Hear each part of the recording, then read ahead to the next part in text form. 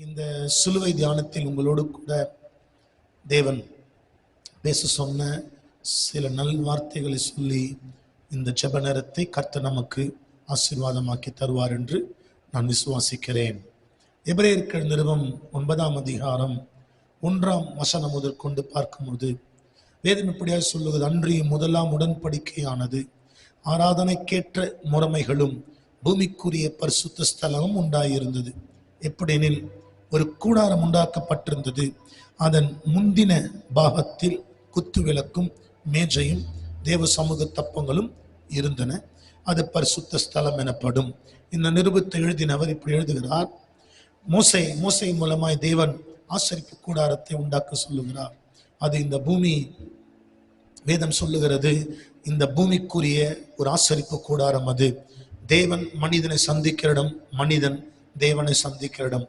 அதனுடைய முதல் பாகத்தில், அதாவது பரிசுத்த ஸ்தலத்தில் மேஜையும் அப்பம், வேதம் சொல்லுகிறது, அப்பமும் குத்து விளக்கும் தூபபீடமும் உண்டு. இது முதலாவது ஸ்தலம். இரண்டாவது ஸ்தலத்தில் பார்க்கும்போது அது மகா பரிசுத்த ஸ்தலம். அந்த மகா பரிசுத்த ஸ்தலத்தில் ஆசாரியன் தவிர வேற யாருமே நுழைய முடியாது. ஆமென். ஆசரிப்பு கூடாரத்தில் லேவியர்கள், மகா பிரதான ஆசாரியனாகிய ஆரோன், இவர் மட்டும்தான் அந்த பரிசுத்த ஸ்தலத்திலும் மகா பரிசுத்த ஸ்தலத்திலும் சென்று பலியிடப்பட்ட ஆட்டுக்குட்டியின் இரத்தத்தை அவர் கையில் ஏந்தி வந்து அந்த கிருபாசனத்தின் மேல் தெளிக்கும் போது தேவன் இறங்கி வருவார். தேவன் இறங்கி வந்து ஜனங்களை அவர் ஆசீர்வதிப்பார். தேவனை சந்திக்கும் முறை என்பது பலியின் மூலமாகத்தான் பழைய ஏற்பாட்டில் நம் வேதத்தில் வாசிக்கிறோம். இன்றும் அநேக விதங்களில் பார்க்கிறோம், நீங்க பலி இல்லாமல் தேவனை ஆராதிக்கவே முடியாது. ஸோ இந்த பலியின் மூலமாய் இந்த ஆரோன் என்ன சொல்லுகிறார்? தேவனை சந்திக்க முடியும். இந்த இரத்தம் மனிதனுக்கும் தெய்வத்துக்கும் நடுவே நின்று சமாதானத்தை உண்டாக்குகிறது. காரணம், பாவத்தை அறியாத தேவன் அவர், அவர் பாவம் இல்லாதவர், அவர் நமக்காக பாவமானார் என்று வேதம் சொல்லுகிறது. நம்முடைய பாவங்களோடு கூட தேவனை சந்திக்க இயலாது. ஆக பாவ மன்னிப்பு இருந்தால்தான் தேவனை சந்திக்க முடியும். வேதம் இப்படி சொல்லுகிறது, ரத்தம் சிந்துதல் இல்லாமல் பாவ மன்னிப்பு கிடையவே கிடையாது. ஆகவேதான் ரத்தம் சிந்தப்பட வேண்டும்.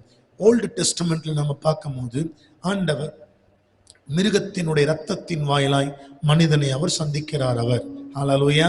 அது மட்டும் இல்லாமல் ஆரோன், எலெயாசார், பினெகாஸ், இப்படி லேவி கோத்திரத்தாரிலிருந்து வரக்கூடிய ஆசாரியர்கள் மட்டுமே தேவனை சந்திக்க முடியும். மற்ற மீதமுள்ள 11 கோத்திரங்களில் ஒருத்தர் கூட சந்திக்க முடியாது. ஆனால் ஆரோன் மூலமா தான் அவர் ஆசீர்வதிக்கப்பட்டார்கள். தேவன் அதை மாற்ற விரும்பினார். என்னன்னு பார்க்கும்போது, தேவன் மனிதனுக்கும் தனக்கும் நடுவே எந்த ஒரு இன்டர்மீடியட் இல்லாமல் மனிதனை எல்லோரும் கடவுளை சந்திக்கக்கூடிய ஒரு வாய்ப்பு தான் சிலுவையின் மரணம். ஆமென். அவர் சிலுவையின் மரணத்தின் வாயிலாக நம்முடைய பாவங்கள், அக்கிரமங்கள் எல்லாம் அவர் சுமந்ததினால் வேதம் பாவத்தினுடைய எல்லா விளைவுகளும் ஏற்றுக்கொண்டு தெய்வம், கேளுங்கள், மனிதன் தெய்வத்தை சந்திக்க ஒரு வழியை சிலுவையின் மூலமாய் நமக்கு கர்த்தராகிய இயேசு கிறிஸ்து உண்டு பண்ணி இருக்கிறார். ஹல்லேலூயா. இதற்கு நடுவில் யார் வேண்டுமானாலும் இப்பொழுது கடவுளை ஆக்சஸ் பண்ண முடியும். நம்ம அவரை போய் பார்க்க முடியும். நாம் ஜெபித்தால் நம்முடைய ஜெபத்தை கேட்க அவர் போதுமானவராய் இருக்கிறார். அதில் நம் 4ஆம் வசனத்தில் வாசிக்கும் போது வேதம் சொல்லுகிறது, அந்த மகா பரிசுத்த ஸ்தலத்தில் உடன்படிக்கை பெட்டி இருந்தது. அந்த உடன்படிக்கை பெட்டிக்குள் என்ன இருந்ததுன்னு பார்க்கும்போது, பொன்னார் செய்த தூபகலசம், பொற்றகர் பொதிக்கப்பட்ட உடன்படிக்கை பெட்டி, அந்த பெட்டியிலே மன்னா, பொற்பாத்திரம், ஆரோனுடைய தளிர்த்த கோல் என்று அந்த உடன்படிக்கை பெட்டிக்குள்ள கர்த்தருடைய வார்த்தை இருந்தது. ஆமென். அந்த வார்த்தை தான் மாமிசமாகி கிருபையினாலும் சத்தியத்தினாலும் நிறைந்தவராய் அவர் நமக்குள்ளே இன்றும் வாசம் பண்ணுகிறார். 11ஆம் வசனம் பார்க்கும்போது, கிறிஸ்துவானவர் வரப்போகிற நன்மைகளுக்குரிய பிரதான ஆசாரியராய் வெளிப்பட்டு கையினால் செய்யப்பட்டதாகிய இந்த சிருஷ்டி சம்பந்தமான, வேதம் சொல்லுகிறது, கூடாரத்தின் வழியாக அல்ல, பெரிய உத்தமமான கூடாரத்தின் வழியாகும். 12ஆம் வசனம் சொல்லுகிறது, வெள்ளாட்டுக்கடா, இளங்காலை இவைகளுடைய இரத்தத்தினால் அல்ல. ஹல்லேலூயா. அந்த மிருகத்தின் இரத்தத்தின் மூலமாய் வருஷத்திற்கு ஒருமுறை பிரதான ஆசாரியன் அந்த மகா பரிசுத்த ஸ்தலத்தில் நின்று தேவனை சந்தித்து அந்த இரத்தத்தின் மூலமாய் மன்னிப்பை பெற்றுக்கொண்டு தான் செய்த பாவங்களுக்கும் ஜனங்கள் செய்த பாவங்களுக்கும் அவர் பாவ நிவர்த்தி செய்து அந்த இரத்தத்தை தேவன் கண்டு மனமிறங்கி மிருகத்தின் இரத்தத்தின் மூலமாய் அவர் நமக்கு ஒரு மன்னிப்பை கொடுத்திருந்தார். அது நிழல். ஆனால் புதிய ஏற்பாட்டுக்கு வரும்போது, அதாவது இயேசு கிறிஸ்துவினுடைய பிறப்பு, மரணம், இவைகளுக்கு பின்பு வேதம் நமக்கு ஒரு சத்தியத்தை கற்றுக் கொடுக்கிறது. பிதாவாகிய தேவன் தம்முடைய சொந்த இரத்தத்தினாலும் குமாரனுடைய இரத்தத்தினாலும் ஒரே தரம் மகா பரிசுத்த ஸ்தலத்திலே பிரவேசித்து நமக்கு நித்திய மீட்பை உண்டு பண்ணினார். ஆமென்.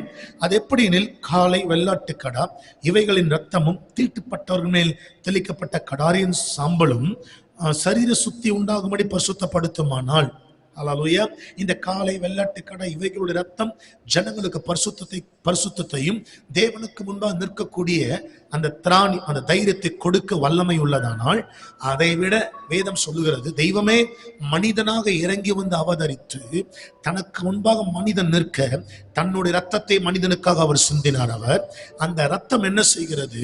பிசாசு நம்மை குற்றப்படுத்தாதபடி அந்த ரத்தம் நம்மை மூடி, அந்த ரத்தம் நம்மை கழுவி பரிசுத்தமாக்குகிறது. ஹல்லேலூயா. 14ஆம் வசனத்தில் வாசிக்கும் போது, நித்திய ஆவியினாலே தம்மை தாமே பழுதற்ற பலியாக தேவனுக்கு ஒப்பு கொடுத்த கிறிஸ்துவினுடைய ரத்தம் ஜீவனுள்ள தேவனுக்கு ஊழியம் செய்வதற்கு உங்கள் மனசாட்சியை கான்சைன்ஸ், ஆமென், நம்முடைய சிந்தையை, நம்முடைய இருதயம் அநேக முறை திரும்ப செய்து நம்முடைய இருதயம் நம்மை குற்றவாளியாகவே நம்மை காட்டுகிறது. ஆமென். நீ இந்த தப்பு செஞ்ச, நீ அந்த பாவம் செஞ்ச, நீ இந்த பாவம் செஞ்சிருக்க, உன் கடந்த கால வாழ்க்கையில நீ இந்த பாவம் எல்லாம் செஞ்சிருக்கிறேன்னு நம்மை குற்றப்படுத்துகிற ஒரு மனசாட்சி உண்டு. வேதம் சொல்லுகிறது, நம்முடைய மனசாட்சியை கழுவி சுத்திகரிக்கும் வல்லமை இயேசு கிறிஸ்துவின் ரத்தத்திற்கு உண்டு. ஒரு அல்லேலூயா சொல்லுவோம் எல்லாருமே. ஹல்லேலூயா.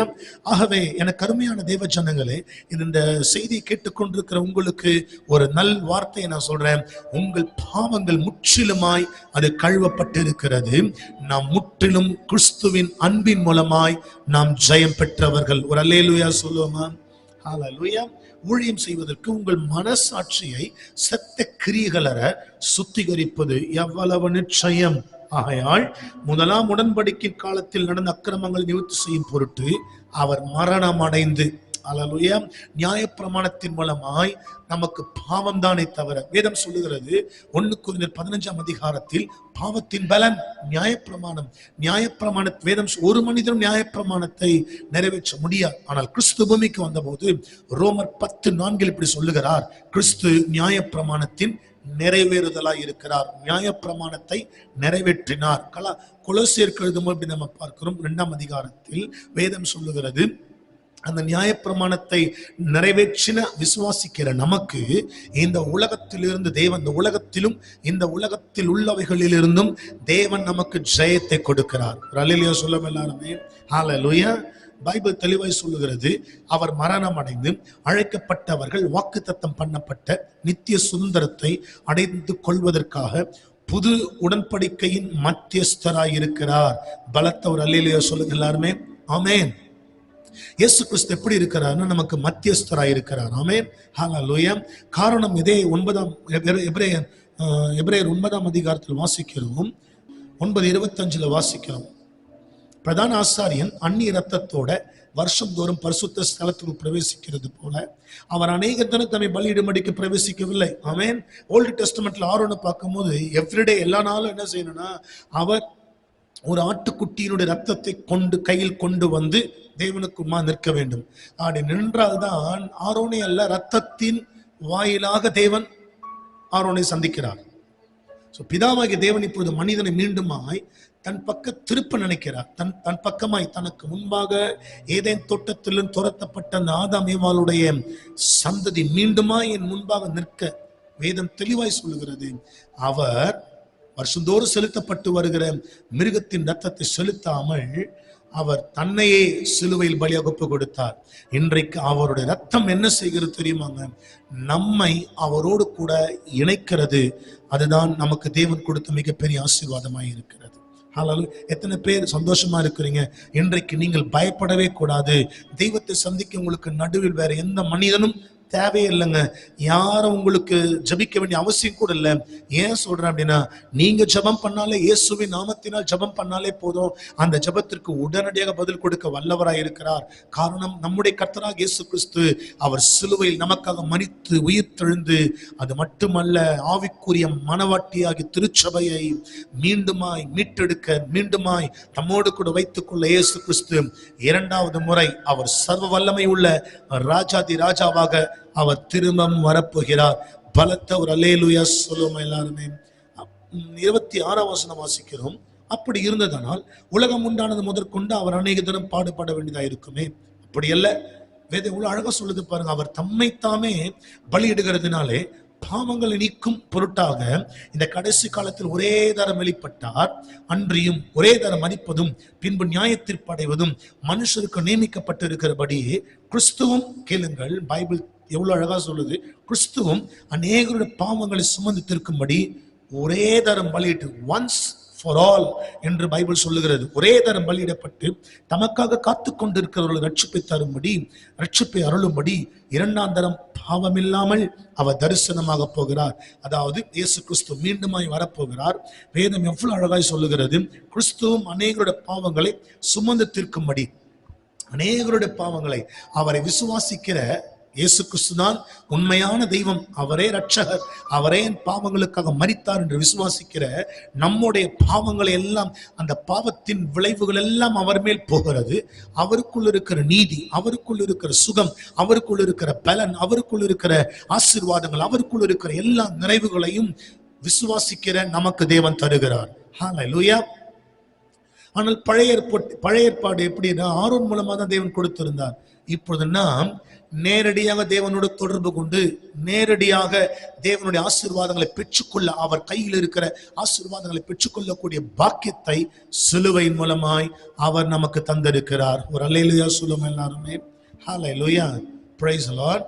அதே 10ஆம் அதிகாரம் வரும்போது 10-19 வசனம், ஆகையால் சகோதரரே, நாம் இவ்வளவு அழகா சொல்றார், நாம் பரிசுத்த ஸ்தலத்தில் பிரவேசிப்பதற்கு, நம்ம யாருமே அந்த பரிசுத்த ஸ்தலத்தில் பிரவேசிக்கவே முடியாது. ஒருத்தர் கூட அந்த ஸ்தலத்திற்குள்ள நுழையவே முடியாது. Why? ஏன்னா பாவமுள்ள மனிதன். So God appointed the tribe of Levites. Levi கோத்திரத்தாரை தேவன் தெரிந்து கொள்கிறார். அவர்கள் மட்டுமே தனக்கு வந்திருக்க வேண்டும் என்று. அவர்களை தவிர யாருமே ஆசரிப்பு கூடாரத்திற்குள் நுழையவே முடியாது. But God has given, தேவன் மகா பெரிய ஒரு ஸ்லாக்கியத்தை நமக்கு தந்தருளினார். அதுவே மகா பரிசுத்த ஸ்தலத்தில் இன்றைக்கு நாம எல்லாருமே நுழைந்து அவரை சந்திக்க முடியும். பலத்த ஒரு அல்லேலூயா சொல்லுவோம் எல்லாருமே. ஹல்லேலூயா. இந்த செய்தியை கேட்டுக்கொண்டிருக்கிற தேவ பிள்ளை, இந்த வார்த்தையை நீங்கள் விசுவாசிக்கும் போதே நீங்கள் இருக்கிற இடம் அது மகா பரிசுத்த ஸ்தலமாய் மாறுகிறது. உங்கள் வீடு அது மகா பரிசுத்த ஸ்தலமாய் இருக்கும். நீங்கள் விசுவாசிக்கும் போது உங்கள் சரீரம் அது மகா பரிசுத்த ஸ்தலமாய் இருக்கும். ஆண்டவர் உள்ளே வரும்போது பைபிள் சொல்லுகிறது, அவர் தங்கும் ஆலயமாய் இருந்தால் இதற்குள்ள வியாதி இருக்க இடம் கிடையாது, தலைமுறை சாபம் இருக்க இடம் கிடையாது, தரித்திரத்திற்கு இடம் கிடையாது. காரணம், கிறிஸ்துவானவர் உள்ளே வாசம் பண்ணுவதனால். நாம் பரிசுத்த ஸ்தலத்தில் பிரவேசிப்பதற்கு இயேசுவானவர் தமது மாம்சமாகிய திரையின் வழியாய், பைபிள் சொல்லுகிறது, புதிதும் ஜீவனுமான மார்க்கத்தை நமக்கு உண்டு பண்ணினபடியால், ஆமென், ஒரு புது வழியை வச்சார். அந்த மார்க்கத்தின் வழியை பிரவேசிப்பதற்கு அவருடைய ரத்தத்தினாலே நமக்கு தைரியத்தை கர்த்தர் கொடுத்திருக்கிற. கரங்களை வைத்து அல்லேலூயா சொல்லுமா. ஹல்லேலூயா, பிரைஸ் தி லார்ட். ஆமென். இப்ப நீங்க பயப்பட வேண்டிய அவசியம் இல்லை. நான் அவரை போய் பார்க்க முடியுமா, அவரை சந்திக்க முடியுமா, யாராவது நமக்கு ஜபிக்க மாட்டாங்களா, இவங்க ஜபம் பண்ணாதான் ஆண்டவர் கேட்பாரா, சரி இவங்க கிட்ட போய் நம்ம ஜபம் பண்ணிக்கலாமா, நல்லதுதான். நீங்க எந்த ஊழியக்கார்கிட்ட வேணா ஜபம் பண்ணீங்க, ஊழியர்களுக்கு என்று தேவன் தனி அபிஷேகத்தை வைத்திருக்கிறார், அது நல்லது. ஆனால் அதை விட தேவன் உங்களுக்கு இன்னொரு சத்தியத்தை சொல்ல விரும்புகிறார். You have the authority to access the most holy high places of God. ஆமென். நீங்கள் ஜீவனுள்ள தேவனுடைய அந்த மகா பரிசுத்த ஸ்தலத்தை அக்சஸ் பண்ணக்கூடிய பாக்கியத்தை கர்த்தர் உங்களுக்கு தந்திருக்கிறார். ஹல்லேலூயா. No fear. நீங்க பயப்படவே கூடாது. நீங்க ஒரு நாளும் பயப்படக்கூடாது. காரணம் என்ன? உங்களுக்கு தேவன், நீங்கள் அவரை நேரடியாக சந்திக்க அவர் தம்முடைய ரத்தத்தை நமக்காக அவர் சிந்தி இருக்கிறார். அவர் அந்த ரத்தத்தை விசுவாசிக்கிற நம்ம எல்லாருமே தேவனுடைய முகத்தை நம்ம தரிசிக்க முடியும், தேவ பிரசன்னத்தில் இருக்க முடியும், அவர் பிரசன்னத்தை உணர முடியும். ஒரு காலத்தில் அது முடியாது. தேவனை சந்திக்க முடியாது. யாரோ ஒரு தேவை. இப்பொழுது எனக்கு யாருமே தேவையில்லை. நம்ம விசுவாசிக்கிற அந்த விசுவாசம், அவரே என் ரட்சகர் என்று நீங்கள் விசுவாசிக்கும் பொழுது உங்க சரீரம், அது உங்களுடைய சரீரம், அது தேவன் தங்கி இருக்கிற அது ஸ்தலமாய் மாறுகிறது. தேவனுடைய வீட்டின் மேல் அதிகாரியான மகா ஆசாரியர் நமக்கு ஒரு இருக்கிறபடினால், இப்பொழுது பழைய ஏற்பாட்டில் லேவி கோத்திரத்தாரில் தேவன் பிரதான ஆசாரியர் தெரிந்து கொண்டார். ஆனால் புதிய ஏற்பாட்டில் அவரை விசுவாசிக்கிற எல்லாருக்குமே, இந்த முழு பூமிக்கும், முழு பூமியில் உள்ள சகல ஜாதிகளுக்கும் ஜனங்களுக்கும் ஒரே ஒரு பிரதான ஆசாரியர் தான். அவர் மகா பிரதான ஆசாரியர். அவர் நம்முடைய கர்த்தராகிய இயேசு கிறிஸ்து. ஹல்லேலூயா. இயேசு கிறிஸ்துவின் நாமத்தில் நம்ம ஜெபிக்கும் பொழுது நாம் பிதாவை எப்படி சந்திக்கிறோம்? கர்த்தராகிய இயேசு கிறிஸ்துவின் மூலமாய் நம்ம சந்திக்கிறோம். அவரே நம்முடைய மகா பிரதான ஆசாரியர்.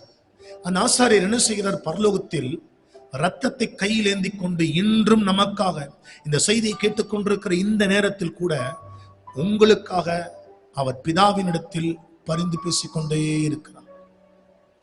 நம்முடைய பாவங்களுக்காக, நம்முடைய அக்கிரமங்களுக்காக அவர் பரிந்து பேசிக்கொண்டே இருக்கிறார். அவர் நம்மை ஆபேல் போல குற்றப்படுத்துகிறவர் அல்ல. காயின் தன்னை கொலை செய்தபடியினால் ஆபேலின் ரத்தம், வேதம் தெளிவாய் சொல்லுகிறது, ஆபேலின் ரத்தம் தேவனுக்கு முன்பாக கதறினது நியாய தீர்ப்புக்காக. ஆனால் கிறிஸ்துவின் ரத்தம் நமக்காக பரிந்து பேசுகிறது. அதுவே சிலுவையில் தேவன் கொடுத்த மகா பெரிய பாக்கியம். பிதா இன்றும் நம்மை அவர் நேசிக்கிறார். இயேசு கிறிஸ்து இன்றும் நம்மை நேசிக்கிறார். அவருடைய ரத்தம் நம்மை தேவனுக்கு முன்பாக நீதிமான், ரைச்சஸ். நீதிமான் என்ற அர்த்தம் ரைட் ஸ்டாண்டிங் பிஃபோர் காட். தேவனுக்கு முன்பாக நிற்கக்கூடிய தகுதிதான் நீதிமான். அவருடைய ரத்தம் நம்மை நீதிமானாய் மாற்றி அவருக்கு முன்பாக நம்மை நிற்க செய்தது. செய்தியை கேட்டுக்கொண்டிருக்கிற தேவ பிள்ளை, கர்த்தர் உங்களுக்கு சொல்லுகிற வார்த்தை என்னவென்றால், என் ரத்தம் உன்னை மீண்டுமாய் எனக்கு முன்பாக நிற்க வைத்திருக்கிறது. பாண்டிருக்கப்படுறார். வருத்தப்பட்டு பாரம் சுமக்கிறவர்கள், நீங்கள் எல்லாரும் என்னிடத்தில் வாருங்கள், நான் உங்களை கிளைப்பார்கள் தருவேன் என்று அவர் சொல்லுகிறார். உன் பாவம் அல்ல, உன் பாவத்தை விட இயேசுவின் ரத்தம் அதிக வல்லமை உண்டு. உன் பாவம் ரதாம்பர நூலை போல சிவப்பாய் இருந்தாலும் இயேசுவின் ரத்தம் அதை காட்டிலும் வலிமை உள்ளது. வா, அந்த கல்வாரி அன்மண்டைக்கு வாங்க. ஆண்டவர் உங்களை இன்னும் நேசிக்கிறார். அவர் உங்களை ஒருபோதும் அவர் கைவிடவே மாட்டார். Still he loves you. அவர் உங்களை நேசிக்கிறார். உங்களை அவர் மறக்கவே மாட்டார். அவர் உங்களோடு கூட இருக்கிறார். உங்க வாழ்க்கை என்ற ஆண்டு சமூகத்தை என்னை தர ஆண்டவரேன்னு சொல்லுங்க. உங்களை கர்த்தர் ஆசீர்வதிக்க வல்லவராய் இருக்கிறார்.